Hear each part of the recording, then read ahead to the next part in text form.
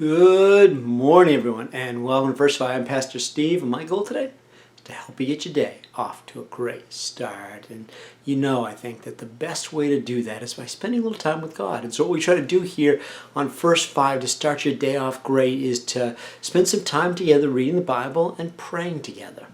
And so what we do is every day we read one chapter of Scripture, and we are currently working our way chapter by chapter through the book of Exodus. And so the story of Moses, great, and the people of Israel as they left their bondage in Egypt and worked their way towards the Promised Land.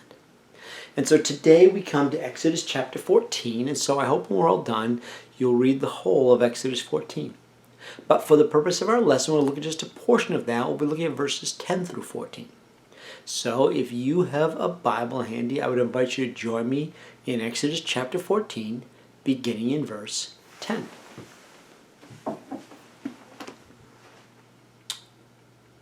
As Pharaoh approached, the Israelites looked up, and there were Egyptians marching after them. They were terrified and cried out to the Lord. They said to Moses, "Was it because there were no graves in Egypt that you brought us to the desert to die? What have you done to us by bringing us out of Egypt? Didn't we say to you in Egypt, 'Leave us alone, let us serve the Egyptians'? It would have been better for us to serve the Egyptians than to die in the desert." Moses answered the people, "Do not be afraid. Stand firm, and you will see the deliverance the Lord will bring today. The Egyptians you see today, you will never see again. The Lord will fight for you. You need only to be still." This chapter includes one of the most, if not the most, famous stories in the Old Testament. The parting of the Red Sea.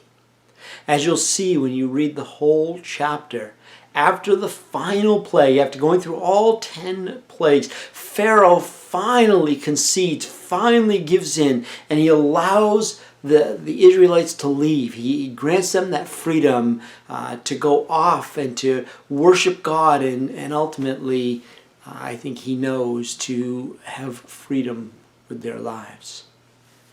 But then, after he made that decision, after he told Moses the Israelites could go, after they have pulled up stake and left the camp and headed off towards the desert, after all of that, Pharaoh begins to think about what he is losing. All that slave labor, a nation of 1 million or more people, right, all serving them. And so he sends his army in pursuit of the Jews. They quickly catch up with the Israelites at the edge of the Red Sea. But that night, God places a cloud between the Egyptian army and God's people. And on one side, on the side where the army is, there is darkness, and there is a thick of just cloud, and they're not able to see, and they can't go any further. And on the other side, God gives them light in order for them to move forward. Now, you probably know how the rest of the story goes. Moses raises his staff. God parts the waters. The Israelites cross over. Pharaoh's chariots, hundreds of his best charioteers, follow in pursuit once daylight breaks. But they get bogged down in the mud at the base of the sea that has been parted. And then you know the rest. The seas come together and the Egyptian army is destroyed. But as great as this part of the story is, what really caught my attention today, as I was reading chapter 14, as you will read chapter 14 today, what caught my attention was the story before the story. When the unarmed, seemingly helpless Israelites see this powerful army about to overtake them, they freak out. What? Why have you done this? Moses, why did you bring us out here? Weren't there enough graves in Egypt that you had to bring us out here in the desert to die? I mean, why would you do this to us? You should have just freed us. You should have let us just be the way we were. At this moment, they see disaster coming towards them like a freight train. And they see no possible way of escape. And they feel helpless and hopeless. Can I ask you a personal question? Have you ever felt helpless and hopeless? Ever felt like your back was against the wall and you faced an overwhelming enemy before you? I think many of us have been there at times when we find ourselves in the same kind of spot that the Israelites in. We should remember verse 13. Let me reread it for us. Moses answered the people, "Do not be afraid. Stand firm, and you will see the deliverance of the Lord that he will bring today."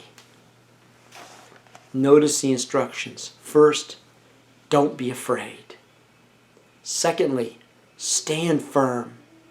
And thirdly, see the deliverance of the Lord.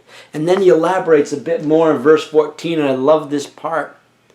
The Lord will fight for you. You need only be still. When you and I find ourselves in situations where there seems to be no earthly solution, I would encourage us to remember the words that Moses spoke. Be still and trust the Lord to step in and fight the battles that we cannot fight. There is no battle that you or I will ever face that is so difficult that God cannot overcome it. So when we feel hopeless and helpless, be reminded of the story of Moses and the Israelites, and know that God can win the battle for us if we will be still and trust him. Would you join me in prayer? Lord, I thank you for this great story. And the whole story is amazing, all of this chapter, Lord. But that one verse there, be still and allow you to fight for us. Let you win the battle. Lord, sometimes we need to stop fighting and we need to let you fight for us. We need to just come to you with peace in our hearts and be still and pray and trust you to win the victory that we cannot win on our own. Help us, Lord, to trust you enough to allow you to do that in our lives. I pray in Jesus' holy name. Amen. All right, everyone, have a wonderful day, and I will talk to you tomorrow. God bless.